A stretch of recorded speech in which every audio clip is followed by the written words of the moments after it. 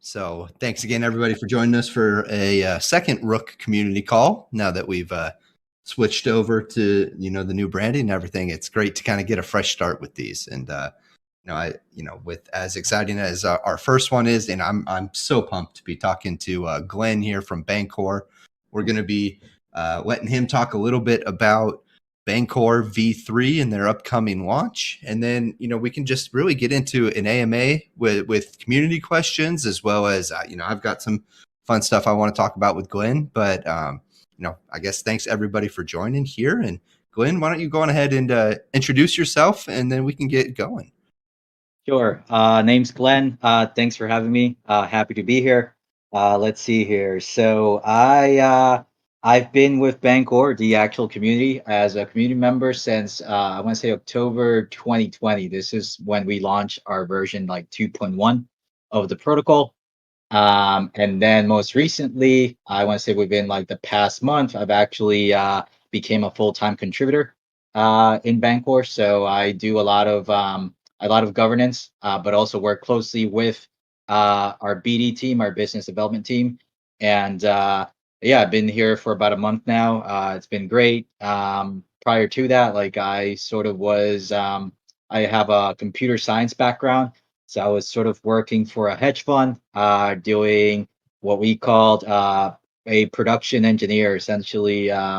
It's a fancy term for someone that fixes computers, except that these are servers and, we have like thousands of them. So that was my previous role. And yeah, I got into crypto, I say, let's see, 2017. I think that's when most people got into crypto, just like I did.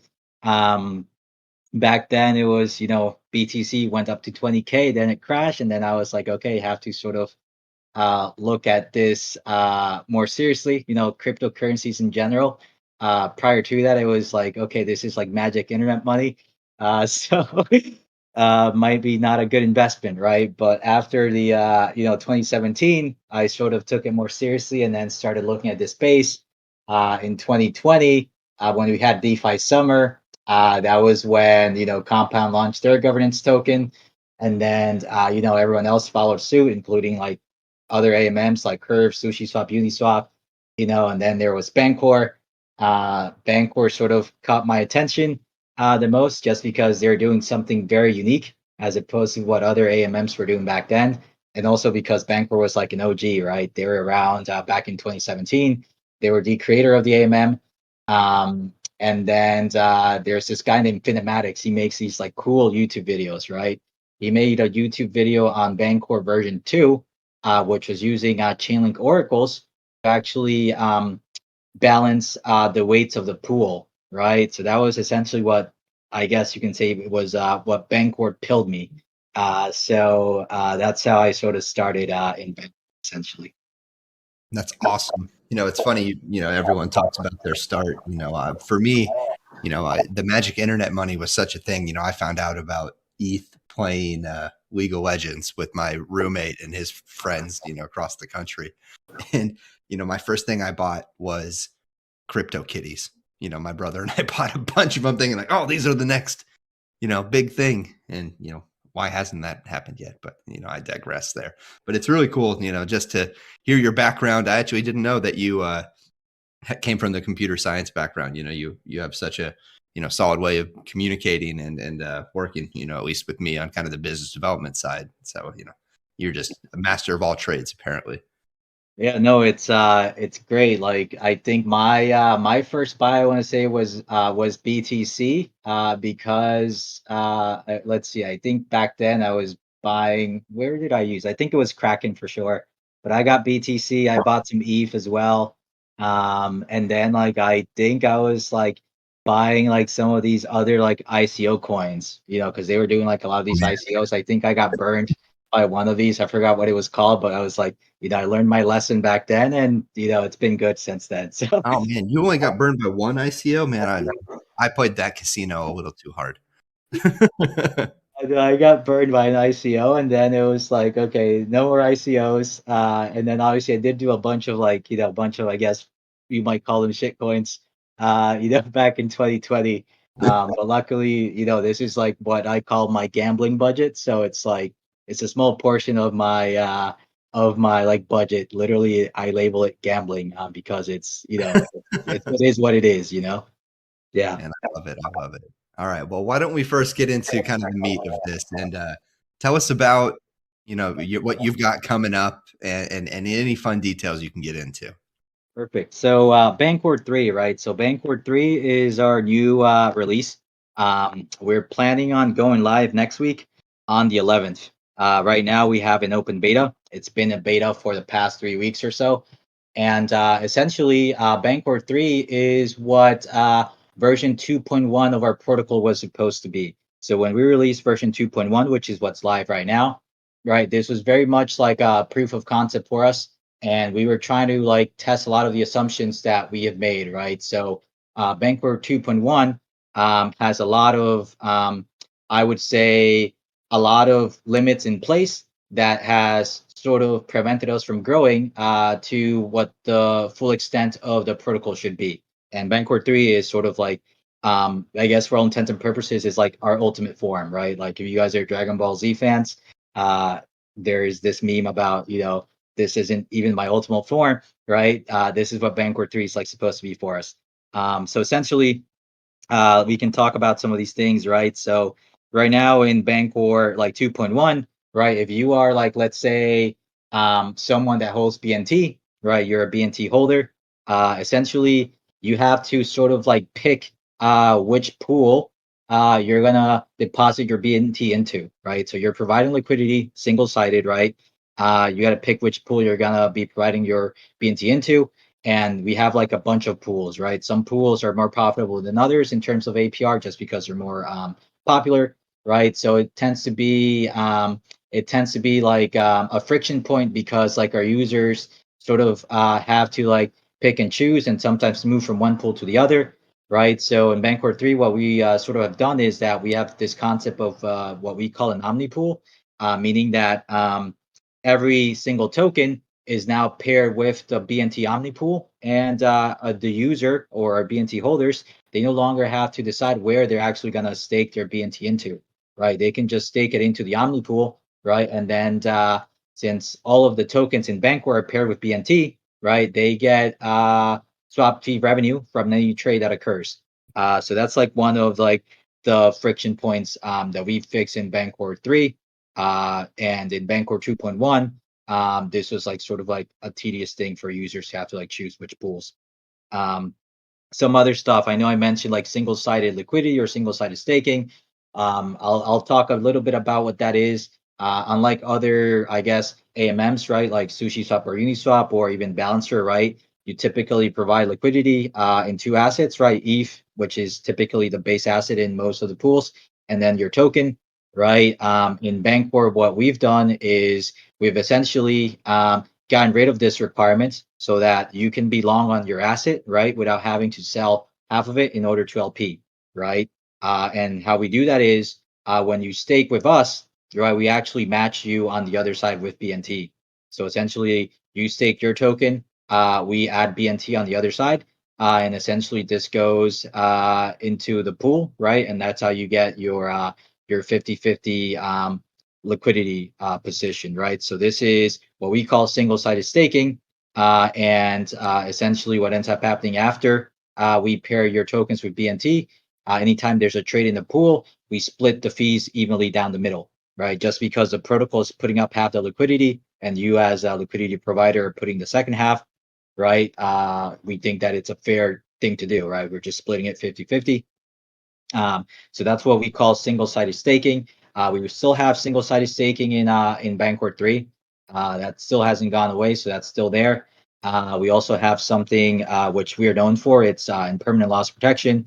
We're one of like the few, I would say, if not the only AMM that sort of provides this protection for LPs. And essentially, this is like a phenomena that occurs when you have two assets, right, and they diverge in price, right? The outperforming asset essentially is what gets sold off in the pool, right? And the underperforming asset is what people are essentially giving you, right? So at any point in time in the future, if you were to remove your LP position from the pool, right, you end up with less of the more valuable asset and more of the less valuable asset, right? So at that point in time, if you were to like do the calculations, you would have found out that you would have been better off not providing any liquidity at all, right?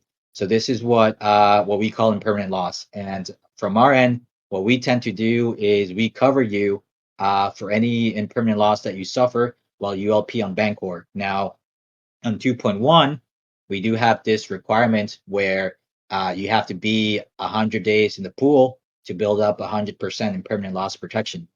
This requirement is sort of like another friction point in version 2.1 that we got rid of in version 3. And what we've done is in version 3, your impermanent loss protection is actually instant. So as soon as you deposit your token, you have instant impermanent loss protection. But at the time of withdrawal, right, when you try to remove your liquidity, there's like a 7-day cooldown period instead. And we have that 7-day cooldown period in order for people like to not take advantage of essentially our impermanent loss insurance, right? Because it's sort of like there is a possibility that someone can maliciously try to take advantage of it if we didn't have that in place. That's like the other huge thing that we've done in B3. So we talked about like the Omnipool for the BNT holders. The other thing is like if you are a token side or a token LP, right? Typically, when we onboard a new token onto Bancor, we have to provide you with what we call trading liquidity, right? So you say, hey, I want to onboard this token and I want to have some amount of trading liquidity for my token, and that determines how much capacity there is in the pool for staking that token. So, for example, if we do like 100K trading liquidity, right, that means that if BNT is at $2, that trading liquidity on the BNT side is equivalent to $200,000. That means that there's $200,000 of equivalent liquidity in the token that you're staking that can be supplied to the pool. Now, this is like another problem for us because a lot of people are always sort of telling us, hey, I want to stake my token into Bancor, but there's no more space in the pool, right? So now in Bancor 3, we've sort of taken away some of these like limitations that we deliberately put in place in Bancor 2.1. So now what we have, what we call infinity pools. So we can take as much liquidity as you're willing to supply to us, and we don't have an issue with doing that anymore, right? And the interesting thing with that is that we still have the concept of trading liquidity in a pool, so that not all tokens are actually paired with BNT and actually available for trading. Um, what happens is that any tokens that are not paired with BNT for trading, they actually go into a separate vault. You can think of it as a vault. And in this vault, what we do with these extra tokens is that we can actually use them for other sort of like yield generating activities, right? So for now, what we have is flash loan support, right? So we are gonna let people potentially do flash loans with these in version 3, right? And that is one thing that we can do. The other thing is that, for example, some of our stable pools, which are actually capped right now in B3, they're not going to have this limitation anymore. As people give us all of these like stable coins, we can potentially take some of them and put them into protocols like Aave or Compound, or lend them out to some other protocol that could potentially give these LPs yield on their stables, right? So this is what we called this concept of like super fluid liquidity, because we have some tokens that are actually paired with BNT for trading. We have some other tokens that are not paired with BNT for trading, right? They can be used in other geo generating activities, and even things like native protocol staking, sort of like for Ethereum, right? We have a lot of Ethereum in Bancor. Some of that could potentially go to something like Lido or Rocket Pool or any other like liquid staking solution for Ethereum, or even if we decide that we want to run our own validators, like we can actually do that, right? And then we can pass the yield back to our LPs. So that is like another like cool thing that we're doing in Bancor 3. The other stuff that comes to mind is that typically when you LP somewhere else, let's say you're LPing on SushiSwap or Uniswap, right? a lot of projects will tend to incentivize this activity by giving you some sort of a governance token, right, as a reward because you're taking on this risk. Now, typically what you do is you add your assets, you get some LP token, you take that LP token to some rewards contract, right, and you stake it there, and then like every 1 2 weeks, whatever time period you decide, you collect your actual rewards, right. You might sell half of those rewards for ETH, right, and then you add that back to the LP position, right. You're essentially compounding your rewards, you add it back to your LP position, and then you stake those new LP tokens back into the rewards contract, right? So it's sort of like a tedious process because you have to do this like at some interval that you have found out that is reasonable for you, right? And you're also wasting gas, right? So that's why we sort of end up having these other protocols like you have Harvest or Pickle or even things like Urine, right? That will sort of do this for you as a service, and then they'll take some sort of a cut for providing this activity. In Bancor 3, what we've done is that anytime ULP single-sided, right, we actually auto-compound your fees that you're gaining. But if a project decides to run an LM campaign on their pool in Bancor, right, they can drop the rewards directly into the pool, right? And these tokens actually go in as trading liquidity from day one.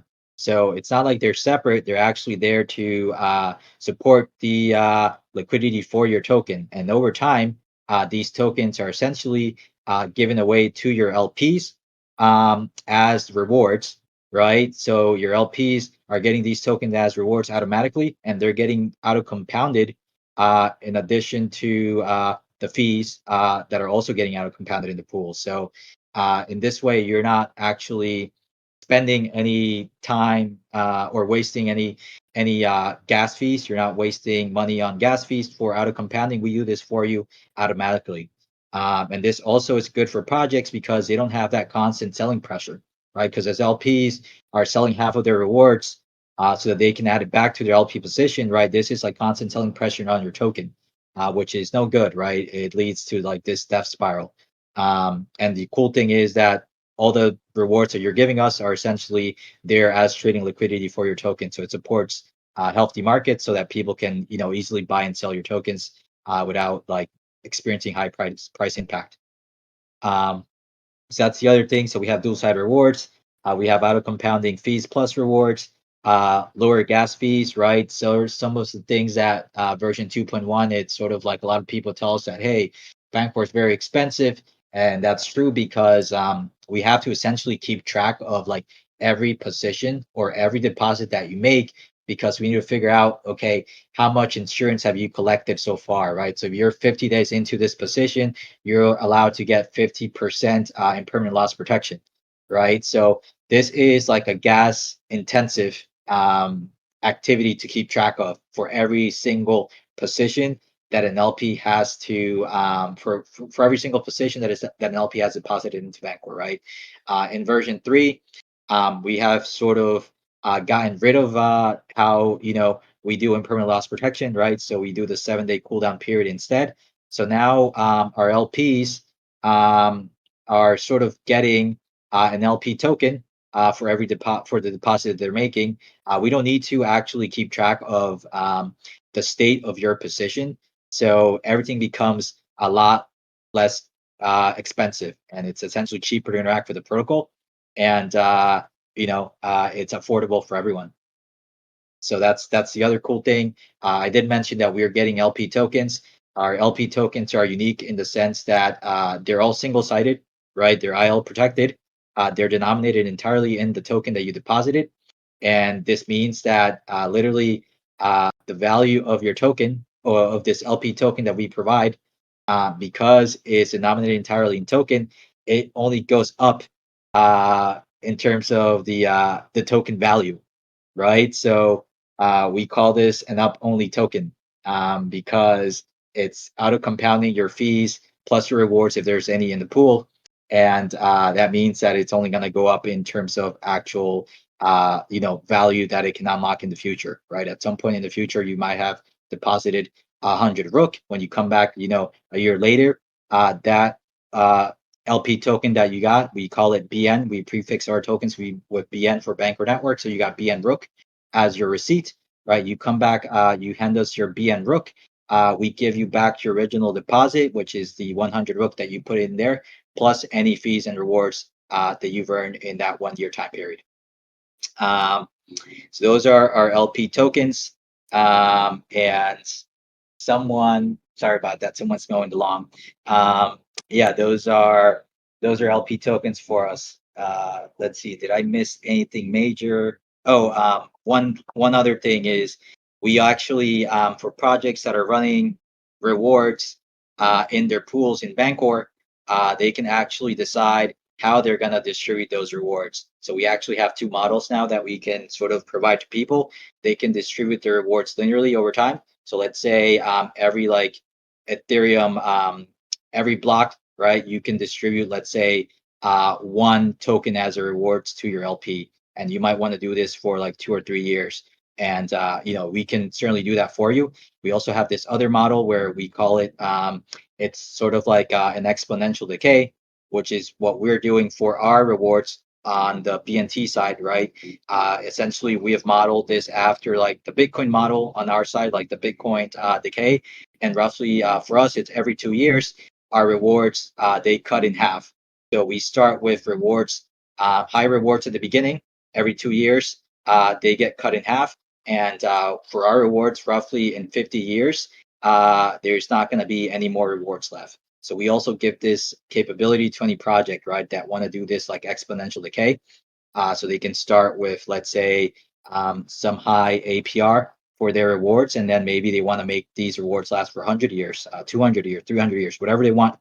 We can certainly do that, right? So that's like a cool thing as well. And some projects are sort of opting into this model just because they like that idea of having like sustainable rewards for a long period of time. And it's slowly over whatever year amount you decide, it just decrements in a nice like curve like faction. So Yeah. let me just quickly grab that, because that was pretty interesting. So let's say that some token wants to provide liquidity to you and incentivize their token holders. So Yeah. you're saying that they, number one, aren't limited by the amount of money that they can contribute towards that liquidity. And the second part is that they can contribute any amount of rewards that will add to their liquidity and slowly drip to users. Am I getting that right? Yes. You can contribute as so if you do LM, you can do as many tokens as you want to provide to your LPs for LM. We can accept all of them, right? Once you provide these rewards, right, they go into the pool as trading liquidity from day one. And over time, what ends up happening is these rewards, the ownership of them transfer slowly to your LPs in the pool, right? And at the how they transfer, right? That's how you would choose like one of these two models. You can choose a linear model where you can say, I want these tokens to transfer over the course of 3 years, 4 years, right? So in a linear manner, right? Or you can say, I actually want these tokens to have some sort of an exponential decay where we might start, distributing maybe, 50 tokens in the first year, right? And then by the time we're at year 4, we want this to be half that amount, so 25, right? So you can choose either one of these models, and we can support them. That's the cool thing about like Bancor 3. It's like very flexible into like how we can do some of these rewards programs. Man, real cool. So why don't we go ahead, pause there, and see, if anyone from the community has any questions about what Glenn just talked about, or I've got some other stuff I'd love to talk to you about too. So, has anyone got any questions about upcoming V3 features or anything that Glenn just talked about? I should quickly mention that when we're launching Bancor 3, we're gonna be sort of incentivizing liquidity on our side, and we're sort of matching any project that wants to run like an LM program with us. we will match them up to 50K BNT, and we will distribute our rewards over the course of 2 years. So this is in addition to potentially the token or the project, the protocol or the project actually doing their rewards on their pools for their LPs. We will also give those LPs BNT rewards on top of that, right? So essentially, you're getting dual rewards. You're getting the native token rewards, and then you're also getting the BNT rewards on top. That's awesome. So let's see here. I'm not seeing any questions yet. So Glenn, tell me, Mm, I have my Rook on Bancor as yeah. well. What happens as you guys launch V3? Okay, so what's going to happen is that at some point, let's see, on 5/11 is when we go live, right? We're going to have a new UI for Bancor 3. And this UI is going to have what we called one-click migrate. It's a one-click migrate button. And essentially, what we'll do is if you have like multiple positions for a token, just because you might have deposited, let's say, Rook at different points in time or some time period, right? You'll end up with multiple positions. We will consolidate all of your positions into one, right? And then you get migrated into Bancor 3. Now, when you get to Bancor 3, in return, after we deposit your liquidity there, you get back your BN Rook as your receipt. And BN Rook is essentially your single-sided IL protected that atom compounds fees, right? This token is your receipt for your position there, essentially, right? We have some ideas because essentially we want all of our BN tokens to be acceptable as collateral in any other like lending platforms, right? So that you can leverage those further. So that's something that we're sort of working on. But also more importantly, like now that you have BN Rook, we want to sort of like work with all these protocols so that they can support our BN tokens, right? Like I should be able to, for example, vote with my BN Rook, right? If I'm a protocol or project, right? I might have my governance on Snapshot, right? It'd be great if my token holders that are providing liquidity for my protocol, right? They're supporting my token. They should also be allowed to vote with their BN tokens, right? So that's something that we sort of want to do as well.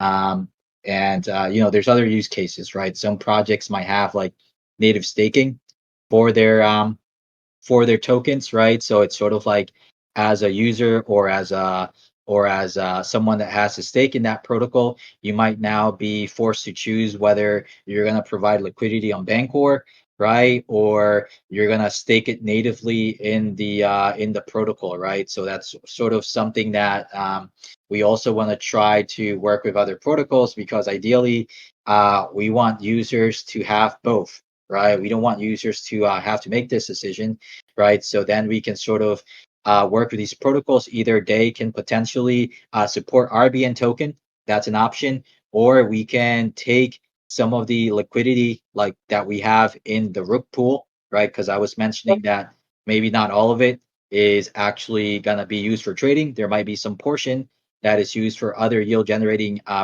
activities, and that might be a possibility. Maybe we can take some of the Rook that we have on Bancor and stake it natively into your protocol, right? And that way, LPs on Bancor, they're getting their trading APR plus, the yield from native staking on Rook, and potentially, if there's any rewards in the Rook pool, they're also getting those rewards, right? And even if like we actually provide BNT rewards, right? You can get that on top as well. So there's all this like extra yield all of a sudden, right? Which is like great for an LP because you really don't have to do anything. Like we want to make it as easy as possible. There's a saying that we consider ourselves like passive liquidity maximalists because we really want you just to what we say just pull and chill in Bancor and not have to worry about anything else. Yeah, you guys had some pretty cool stuff around that at East Denver, which Yeah, for sure. We had this guy named Lil Bubble or Crypto Bubble. He actually made a song for us, Cool and Chill. It's nice. I'll put it in the chat. You guys can check it out. I love it. So, all right, well then that's the next thing I want to talk about. We've got permissionless coming up, and I've seen your guys' name attached to a lot of stuff. Of Can course. you give us a preview of what's going to be going down there? Yeah, so we are a Ruby sponsor at Permissionless, and we're gonna have a keynote address. Our head of research, Mark Richardson, he's gonna be speaking. If I'm remembering correctly, he's definitely gonna be there for sure. But more importantly, a lot of the core contributors are gonna be there, myself included, and we're gonna have a booth like everyone else, and we're gonna have some cool people from the community. I think DeFi Dad is gonna be there, right? He's gonna be at our booth. He's gonna be like sort of talking to the community and other different projects and protocols that are gonna be there. And yeah, I think it's sort of like just a good way for us to engage with other projects and protocols that are going to be there, and for us to like just meet some of the tokens that we're supporting. Ultimately, our goal is to make sure that all tokens are viable, right? Like if your token doesn't have any liquidity on the markets, then you can't really buy or sell, and it's not really might not have any value, right? So our mission is to fix that, right? We want to provide liquidity to every token and make sure that you have a viable token for your project or community. You know? I love it. Yeah. So, something that you said a little bit ago where we were talking about BN tokens and wanting them to be able to participate in governance, Mhm. that was actually how I first kind of started chatting with you, was talking about governance proposals for adding to Rook pools. Thinking about your protocol upgrade, what's going to change for governance for you guys? Um, So for governance right now, it's like we have some good ideas, right? So the way governance right now in Bancor works is sort of you stake BNT, right? And once you stake BNT, you get something that's called VBNT. VBNT is essentially represents stake BNT in Bancor, and that's what we take and we stake it into what we call our governance contract, and that's what gives you voting power.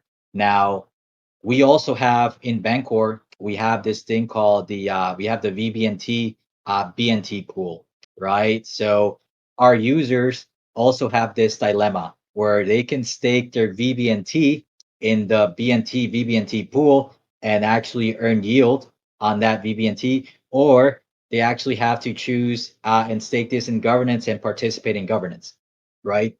So that is an option that uh, we want to fix. Sort of like this is like eating our own dog food, right?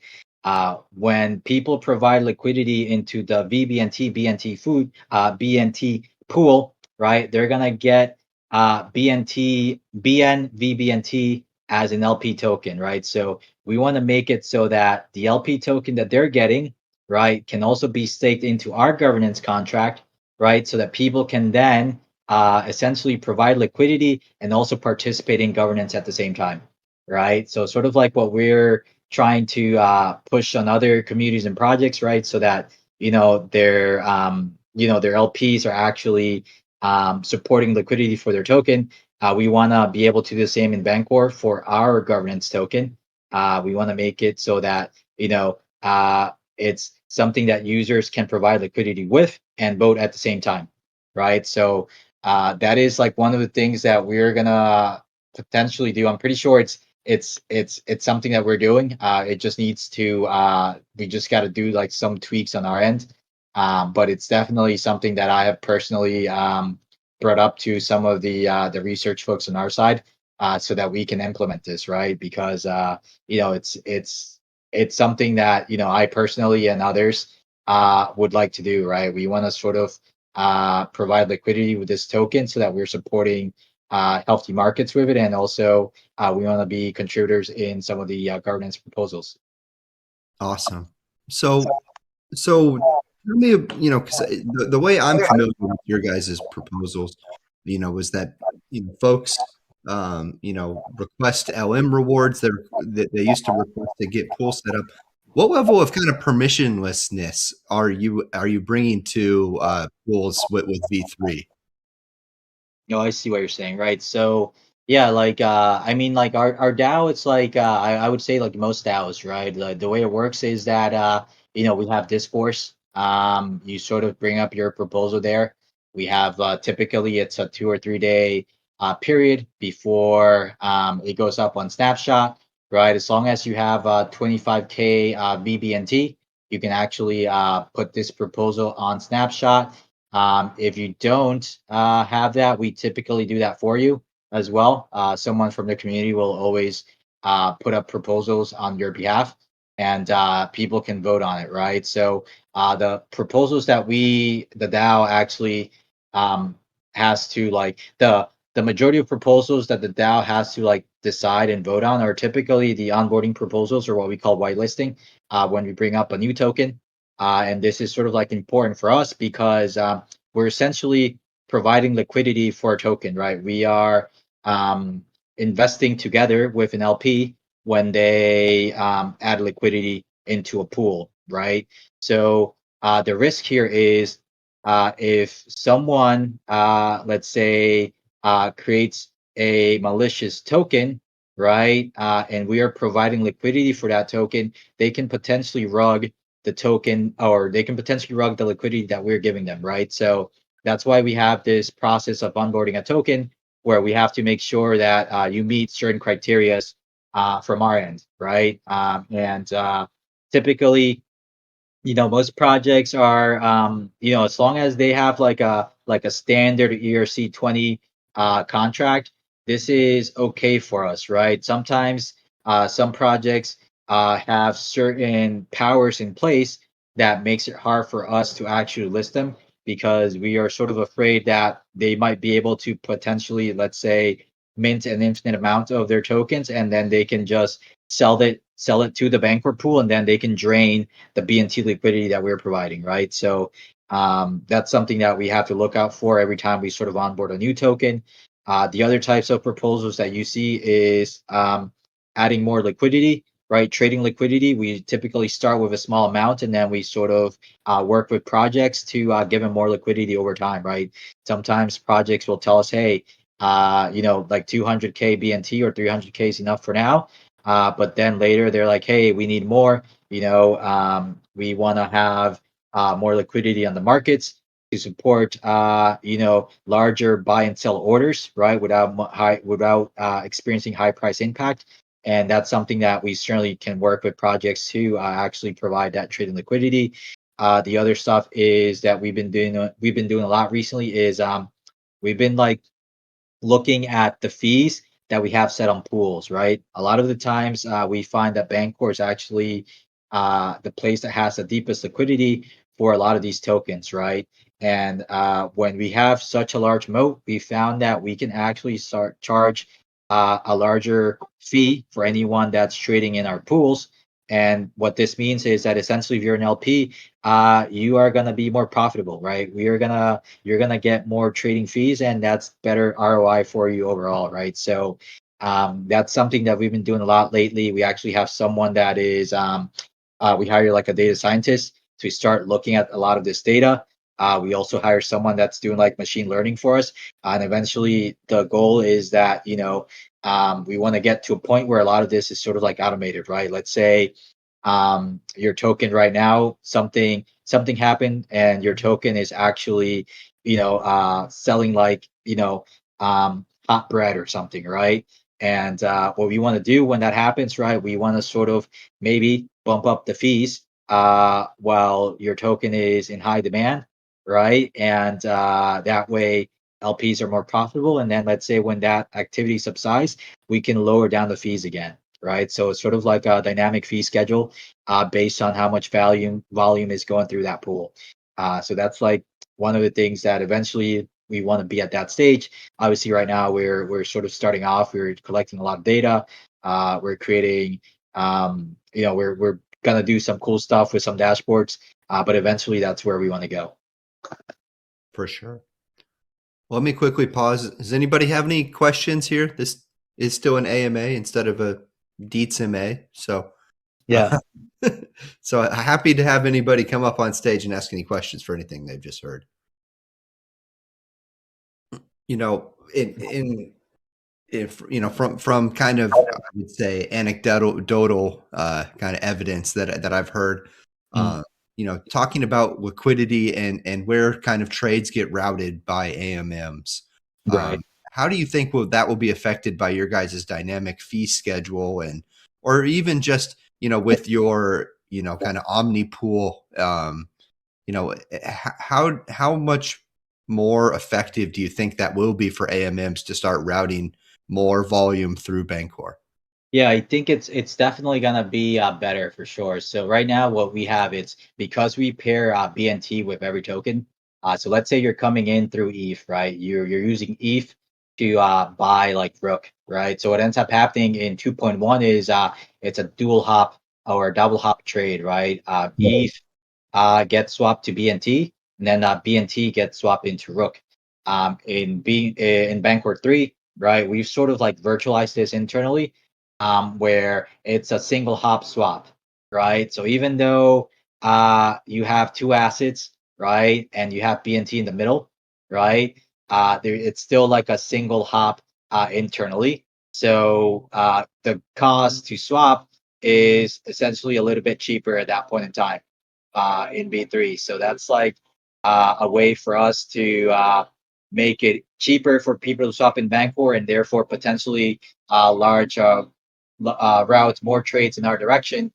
But also, like, we are thinking how to actually incentivize people to trade on Bancor in the future, right? Like, we have had some ideas about creating these type of like what we call like a loyalty program.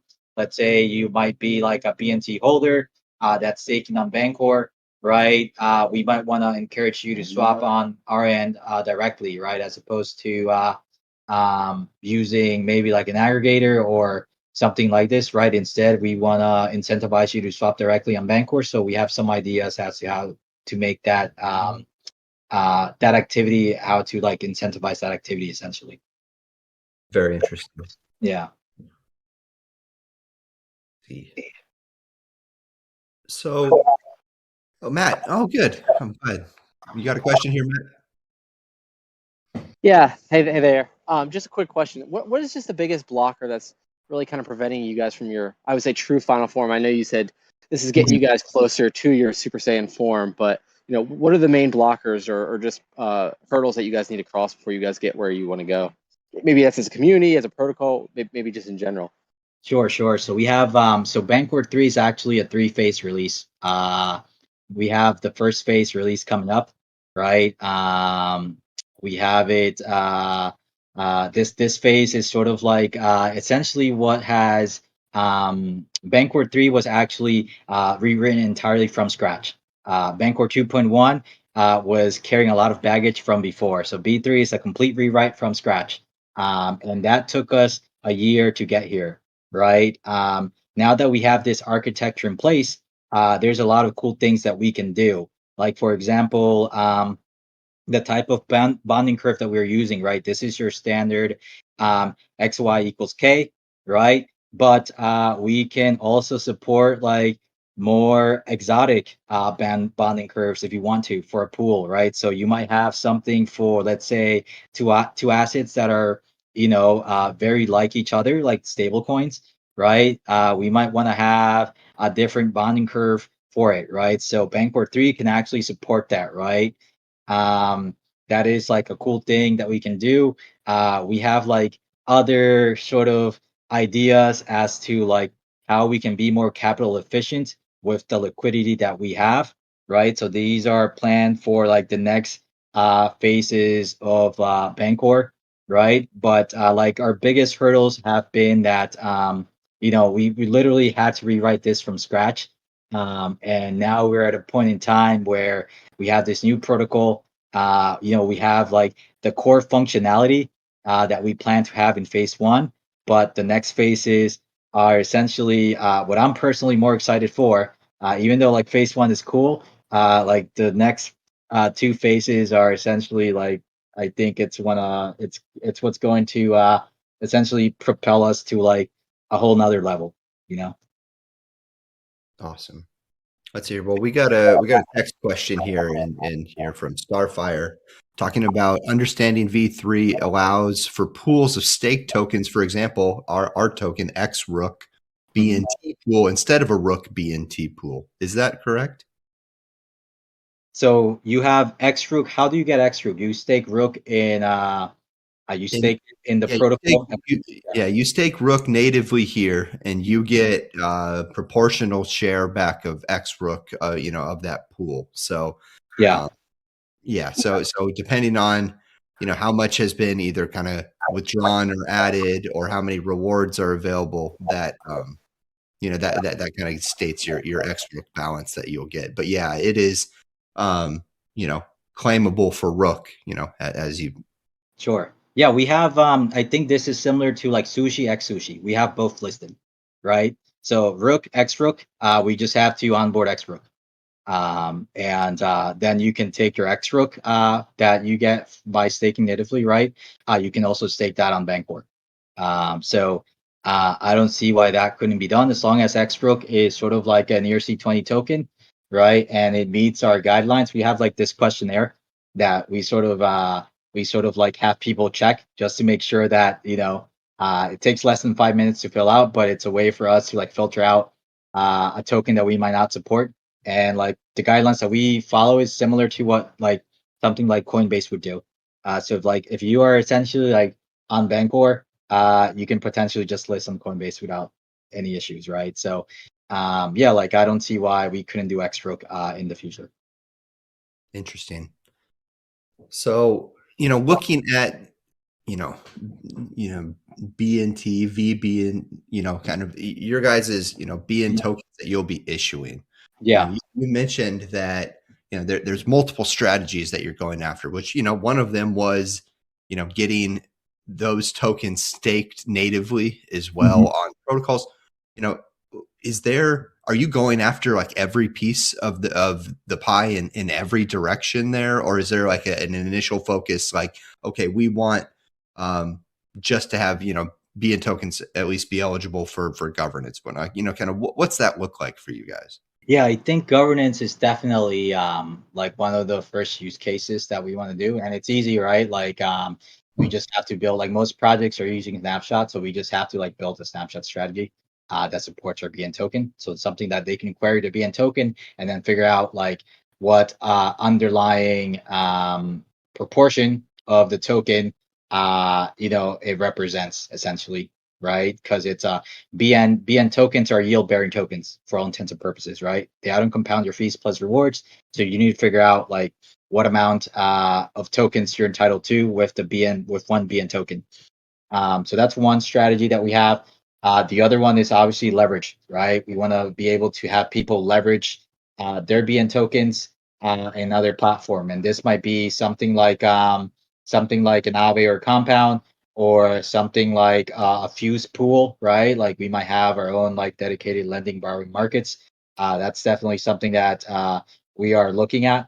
But there's some like caveats here, like how, for example, our tokens. I mentioned that they have this like 7-day withdrawal period, right? So when you withdraw, there's a 7-day like cooldown period, right? So if you have our tokens as collateral, right, and let's say someone is borrowing against it, right, and they didn't repay back their loan, or for whatever reason they're getting liquidated, right? Whoever's liquidating that user, right, they want to be able to like actually unlock the underlying token without having to wait 7 days, right? So this is like a something that like we're looking to see how we're going to solve, right? So an easy way to do this is we can just create a pool with like the BN token and BNT, right? So that, let's say you have this BN token that you want to liquidate, you just go and you swap it against BNT, and then once you swap it against BNT, you can swap it against any token that we support, right? And off you go, right? So that's like one strategy that we're looking at, but there's also like some caveats that we have to like consider, right, before we allow like a BN token BNT pool, right? Because it's sort of like you can start getting into like sort of like this like recursive condition with like, for example, if you stake BNT, right, you get BNT in return, right? Now, if you take your BNT and you put that in a pool with BNT, then when you stake there, you're gonna get BNT, right? So it's like right, it's like you're going deep. Like how far can you go, right? Taco inside of a taco, inside of a Taco Bell, inside of a KFC. That's inside of your mind. Yeah. So it's like a derivative of another derivative, right? So yeah, like these are all things to consider. We have some ideas for sure as to how to like make our tokens be accepted in some of these like lending I guess lending borrowing platforms, right? But yeah, it's definitely on our agenda. We want to make sure that people can leverage our tokens, right? Whether that's for lending or borrowing, or for other activities on other like DeFi protocols, right? Like that's a cool thing now that we're gonna have these PN tokens, and they're composable. You can potentially integrate them into anything that you're building, and yeah, that is like the ultimate goal. Just getting our tokens out there everywhere. You had mentioned something early on this call. I kind of glossed over it, but I wanted to circle back. You had mentioned the earlier versions of Bancor ran off of Chainlink oracles. Yeah.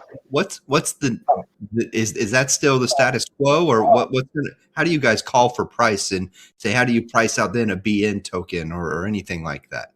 Yeah, so we found out when they were doing this in version 2 of the protocol, right? It was like let's use Chainlink oracles, and that's how we're sort of gonna determine the weights in the pool, right? But then it was like, as soon as we're gonna change something, because this is happening on the blockchain, right? Anyone can like see the update that's coming. They can sort of like front run us, right? So it's like, okay, this is not ideal, right? So unless we can the blockchain that we're on can guarantee, a certain sequence, like something like that you cannot be front run, right? Like it's gonna be processed in a certain sequence. Uh, then it wouldn't work essentially. So the Chainlink thing. We tried it. It didn't work in Ethereum. That does not mean that it might not work in other blockchains that can actually guarantee an ordering of blocks essentially, right? But in the current version 2.1 and like version 3, right? It's just your regular XY equals K, right? That's how we're determining the price of an asset essentially, right? So it's just Mhm. like how many tokens, how many X tokens you have, how many Y tokens you have, right? For sure. All Yeah. right. I only got one last question for you. Mm. So I'm going to hold it for a sec. And just anyone else in the audience here got any questions for Glenn before I kind of ask him my last question here? All right. Not seeing nothing. So you kind of mentioned, or talked about kind of other chains. Is there a future on other chains for Bancor? Yes, for sure. This is something that our community has wanted us to do for the longest time ever, since at least last year, right? The reason why we're not on other chains, it's because had we deployed version 2.1, the current version, right, it would have been a headache, because then we would have had to like take down this version only to have to deploy like B3 when that was ready, and it would have been a migration for the users on these other chains. So the thought process for us was, let's get B3 out. We're rewriting everything from scratch. We have a whole new code base that it's going to be new. Once that's out on Ethereum, then the DAO can actually decide where we're going to go to next, right? So we have had these, what we call these like temp check proposals, where we have asked the DAO, hey, which scaling solution do you want to go to next, right? And we've had like all the major ones there. The popular ones have been like Arbitrum, right? That's been a popular one for our users. The other one has been Polygon. So those are sort of like the top two like scaling solutions for Ethereum. Now we did the same question, right? But instead of scaling solutions, we asked our users what other blockchains, right? And when we did that question, a lot of them decided that Avalanche was one of them, right? Where they want to see us go. And I think the other one was at that point in time, I want to say it was Solana. But I think if we were to ask this question again, I would say that Solana would probably not be as highly it wouldn't get as many votes as it got last time just because of all the issues that we've seen like in the past 3 or 4 months with Solana. Really cool, for sure. Yeah. Well, Can I ask, Glenn, can I ask you guys a question? yes, please do. Are you guys planning on going to other scaling or other blockchains, or are you guys there already? So a little bit of both. So our current, what we're calling, the Rook protocol, formerly known as the coordination game, is capable of working wherever keepers are. And so we have keepers on multiple chains. We have, integrations going live on Arbitrum and on Avalanche with GMX. I actually just saw, some debugging happening in the Telegram chat actually during this call. So I know that they're coming right up to the finish line on that. So yes, on that part, that way we can have operations happen on any chain.